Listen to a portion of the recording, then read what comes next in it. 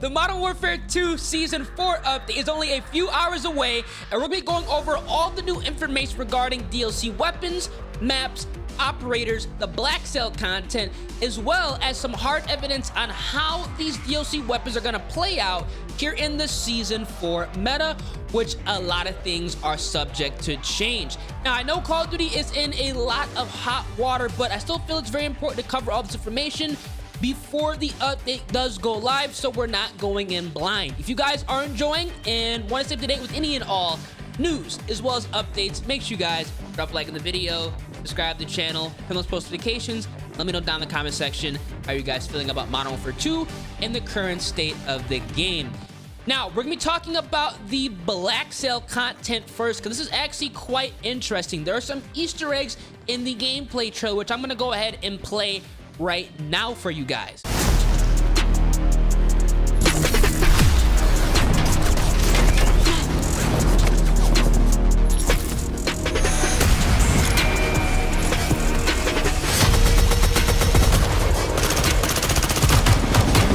Reloading.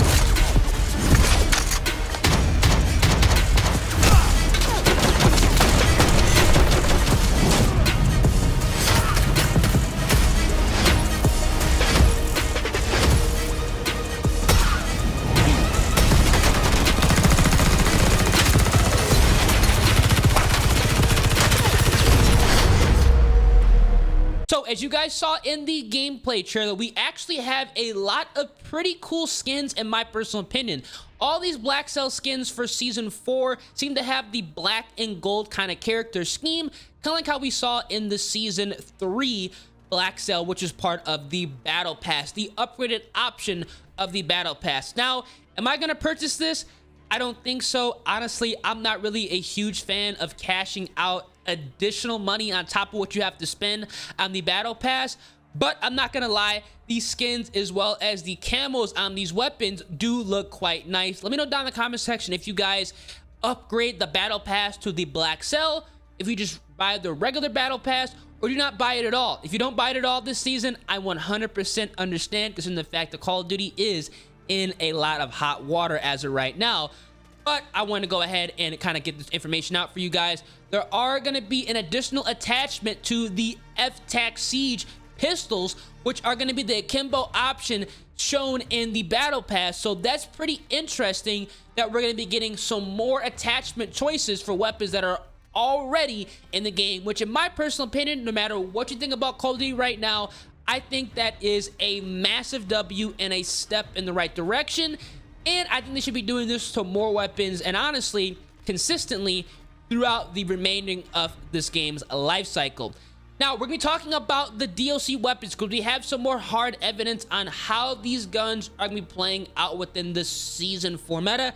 And I think a lot of these weapons are going to be quite hitting hard, if I say so myself. Now, the ISO 45, now this is going to be either good or bad news depending on if you played MW 2019. And if you like the weapon in MW 2019, this is actually going to be pretty much a carbon copy of that ISO that we had in MW 2019. Now, me personally, the ISO in MW 2019 was one of those weapons where you would equip it just to have some fun if you were looking to equip that weapon. But was it meta?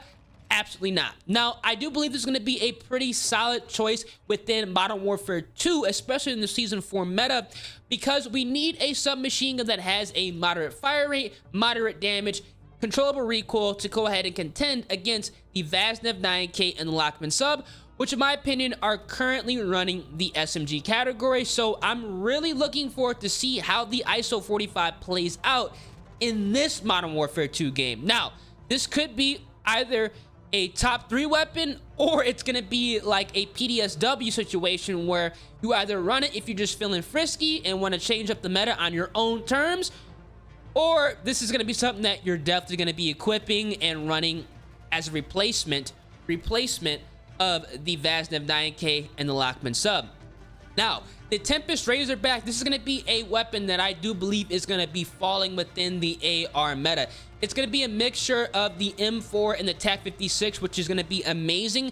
So make sure you guys are staying on the lookout for this weapon, especially when I do release the best class setup. This is going to be a gun where, like I said, you can go ahead and interchange between the M4 and the Type 56, and it should be a good contender against the ISO Hemlock. So this is going to be a huge W in my opinion, pretty much locking in right now. The ISO Hemlock Tempest Razorback can be interchangeable, and the Razorback is going to be a weapon that is going to be within the Season 4 meta, which again, a huge W in my opinion. So the DLC weapons this season are looking good. We're obviously going to be getting a new melee weapon and also a shotgun, which is subject to be somewhat like the Striker from Modern Warfare 3, or potentially the AA-12 like we saw in MW2 or Modern Warfare 2019, aka the JAK-12. So it's gonna be pretty interesting to see how this is gonna be playing out here. We have a lot of unique weapons coming within Season 4, and honestly, I think this is going to be a huge step in the right direction here. Now, as far as operators go, we are getting Nikto as well as Ana Vega. I'm putting a Battle Pass highlight on the screen for you guys right now to take a look at. His skin is going to be pretty badass here. They are really stepping it up, in my personal opinion, with how these weapons and operator skins are looking, because honestly, Season 1, 2, and arguably 3 has had some skins that really were lackluster, and they really weren't as appealing as what we're seeing right now. You can definitely see that they're starting to notice that people are getting either bored or they're getting sick and tired of getting mid operator skins as well as weapon camos as far as blueprints go. So I think they're trying to step it up a notch. These are looking incredibly good in my opinion. Let me know down in the comment section what you guys think.